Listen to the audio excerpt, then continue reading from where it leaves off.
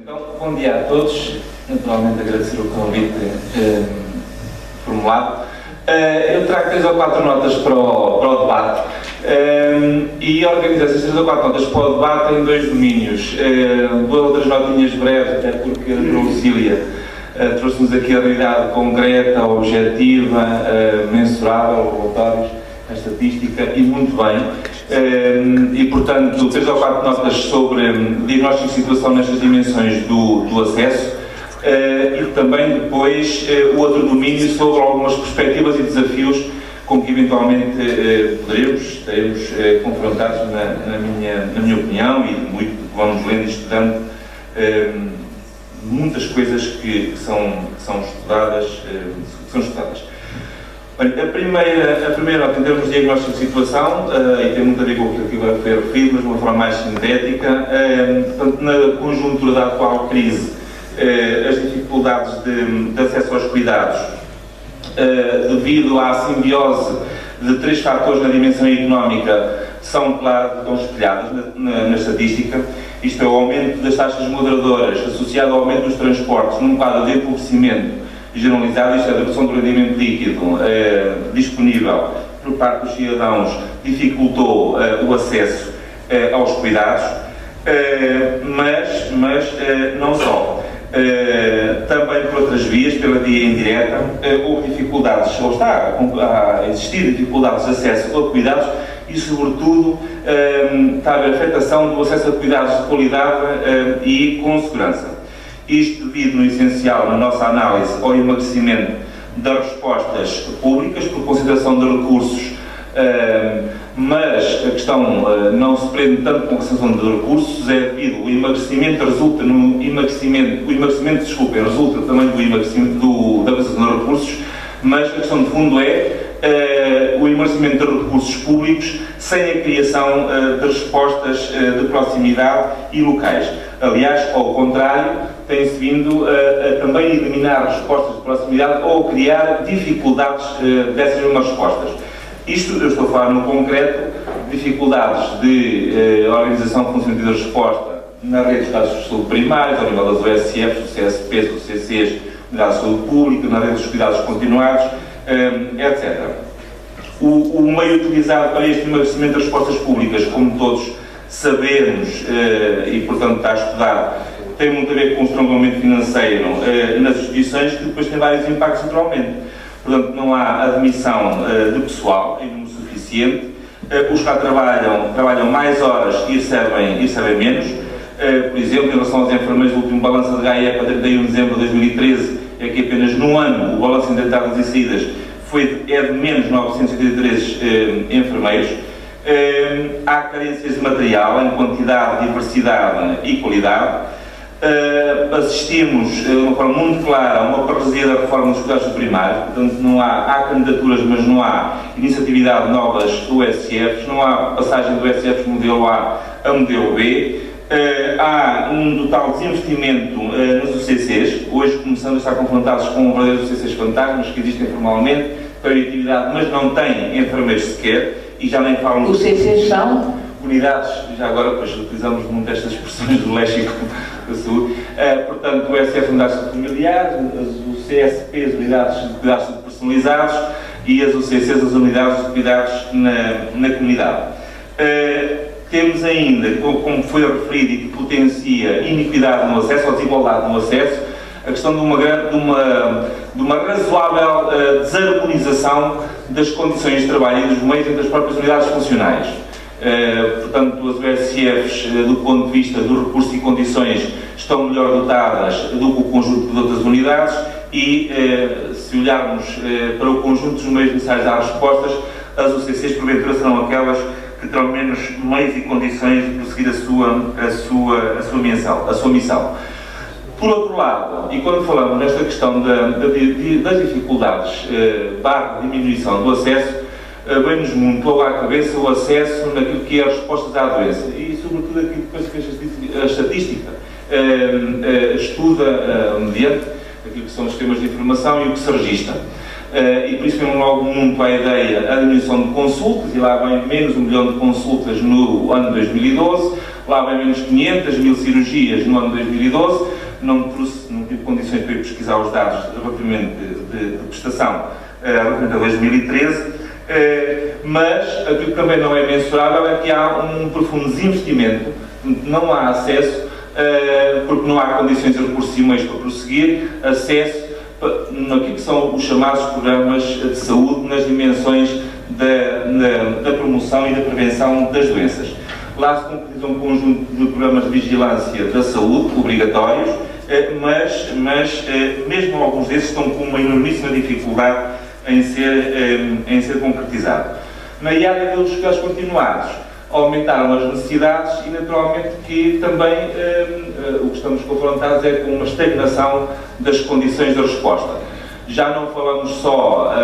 no facto da rede estar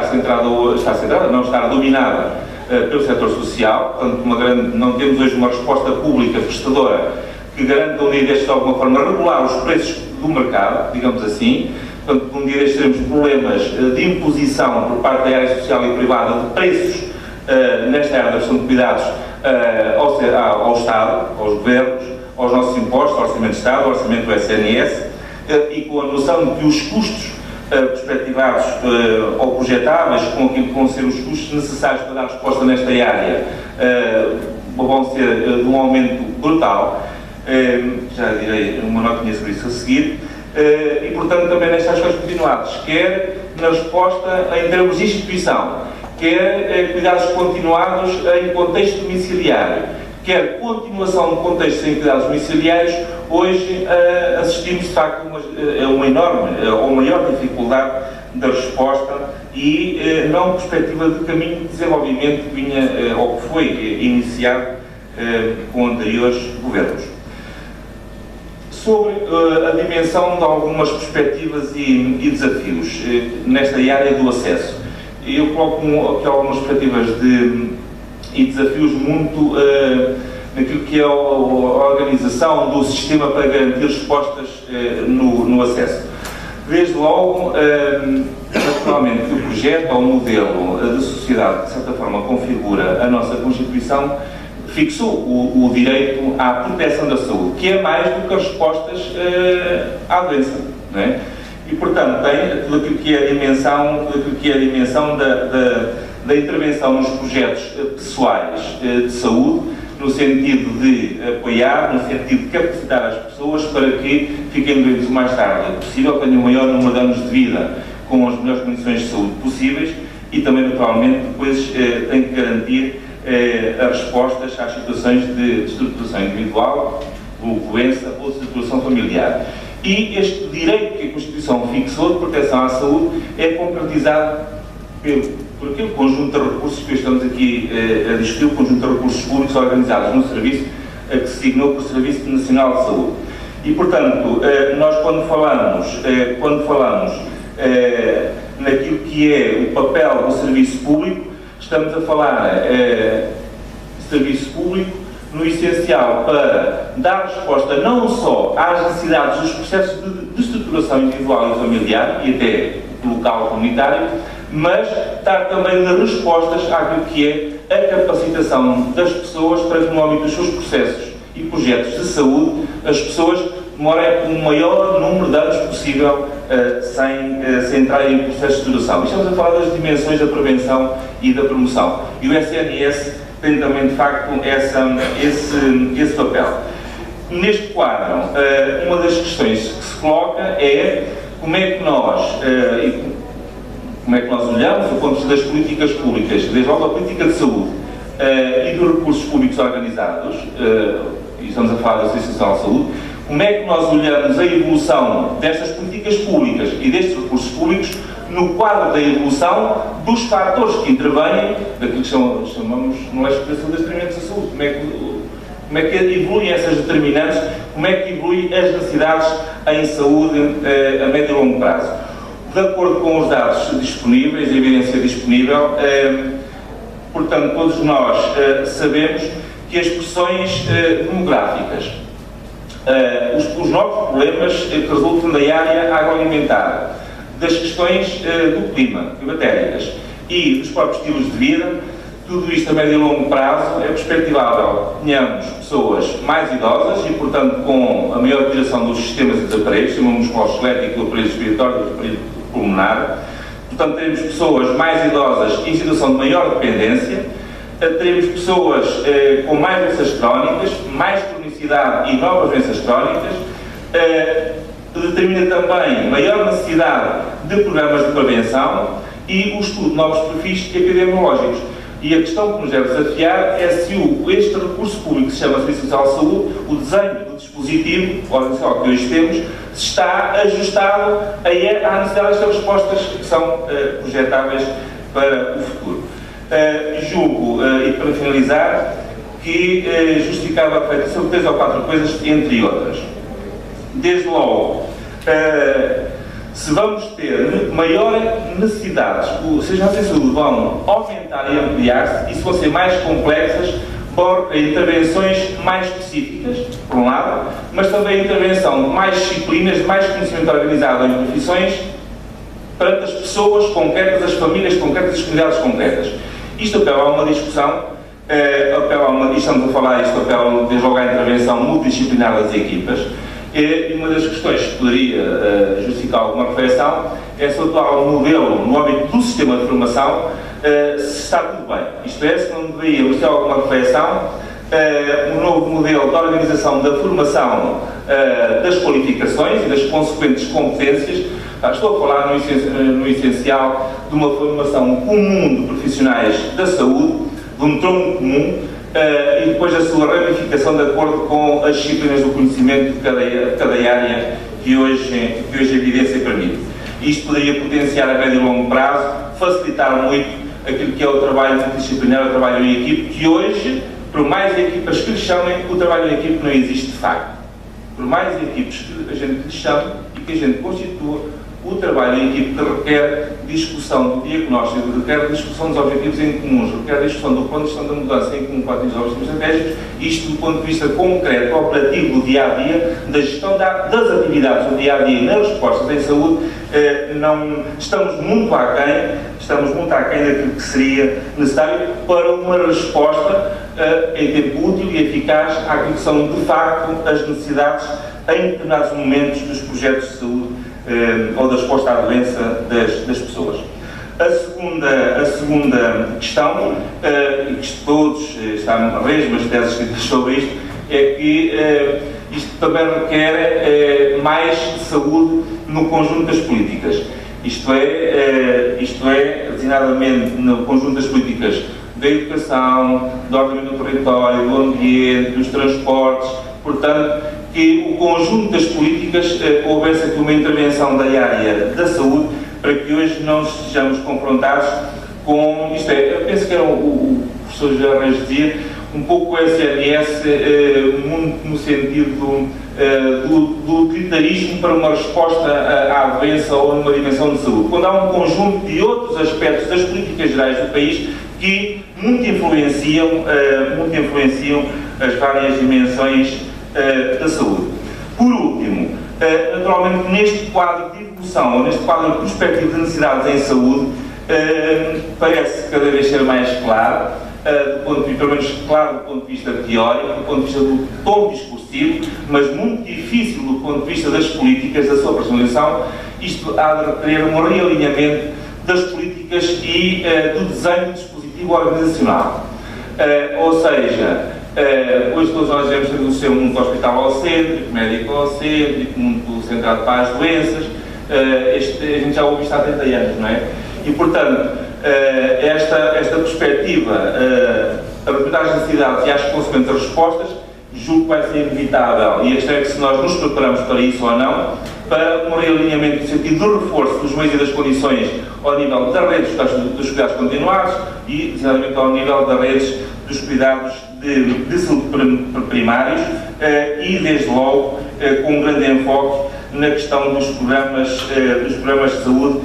ligados muito à prevenção e à promoção. E aqui, enquanto enfermeiro, permito-me também refira que entendemos que neste realinhamento do conjunto dos meios, recursos materiais, profissionais, orçamentais, como é que é este do orçamento? 80% é para a resposta à doença, por mais discurso que a gente tenhamos em relação à prevenção e à prevenção. Problemas de saúde, no orçamento da prevenção, estão 71 milhões de euros, em cerca de 7 mil e tal mil milhões de euros. É disto que estamos a falar. Portanto, as políticas efetivas, a concretização da distribuição dos meios, não tem a ver a prática com o tom do discurso político de quem gera a governação. E, portanto, enquanto enfermeiro, neste quadro de redesenho, entendemos que seria útil refletirmos o papel, isto é, mais a assunção institucional e política e de regulamentação de uma intervenção, da intervenção dos enfermeiros, designadamente da questão da doença crónica. Isto não pode, no nosso entender, não pode ser entendido numa lógica de transferências que às vezes se coloca de competências de médicos para enfermeiros e enfermeiros para outros, no sentido de diminuir os custos do fator trabalho no processo de prestação de cuidados de saúde. Do que estamos a falar é do processo de rentabilizar qualificações e competências que hoje estão desenhadas, estão adquiridas naquilo que é o mundo das disciplinas organizadas em profissões. E, por outro lado, até decorrente de algumas várias experiências, já não é só do ponto de vista teórico, é aquilo que é alguns dados que vão emergindo de experiências em prática, seria muito interessante e com impacto na resposta ao acesso, que, do ponto de vista da rede de estágios primários, se implementasse a velha questão do enfermeiro de família. Isto é, eu não quero ser enfermeiro de um conjunto ou de uma lista de utentes, eu quero ser enfermeiro de um conjunto de famílias de uma área geodemográfica. Eu quero acompanhar os processos de saúde e de doença dos bebés que nascem, dos pais que os desenvolvem e que os ajudam a crescer, dos avós, os problemas de saúde e doença de toda a família, dos indivíduos e da família e daquela comunidade. Eu quero ser o responsável pela gestão desses processos. E, portanto, eu prestarei este cuidado ao longo do ciclo de vida em função das competências que tenho. E, naturalmente, quem ter pessoas idosas que requerem respostas mais complexas na área dos paliativos quase continuados, e eu terei que referenciar para colegas de especialização em educação, para fisioterapêuticas, para médicos, para a área médica. Eu terei, naturalmente, grávidas que referencio para profissionais com as competências para médicos e enfermeiros dessa área. Portanto, mas o enfermeiro da referência que garante, digamos assim, a referenciação das pessoas, o encaminhamento, seria muito importante este redesenho do papel, embora trate-se de um modelo de organização e de inserção dos enfermeiros nesse dispositivo organizacional local. Teria, julgo que, vantagens, até para, porque também um dos problemas tem teses, não é? Teses que é a dificuldade da integração e da articulação das redes prestadoras, não é? E como os cidadãos se perdem nas fronteiras das redes, não é? E, portanto, teria aqui, julgo que, um elemento interessante. Naturalmente que isto,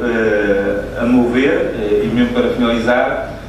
uma coisa é nós refletirmos e irmos fixando como é que olhamos esta reorganização do dispositivo que se chama SNS para garantir mais e melhores respostas aos cidadãos, mas que passará, julgo eu, cada vez mais num quadro desse redesenho e no quadro de uma reorientação, de um realinhamento das políticas públicas, depois muito no quadro do inevitável processo de planeamento por organização das respostas e programas locais. E também isto tem impacto, digamos assim, no desenho local dos sistemas. Chamem-lhe sistemas locais de saúde, chamem-lhe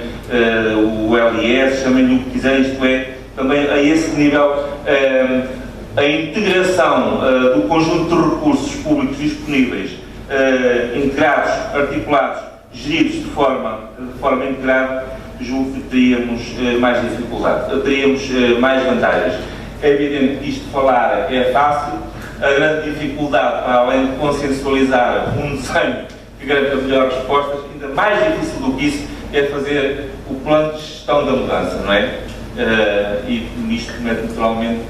com a governação, com os profissionais, com as organizações e com os cidadãos. Era isto que vos trazia para o debate.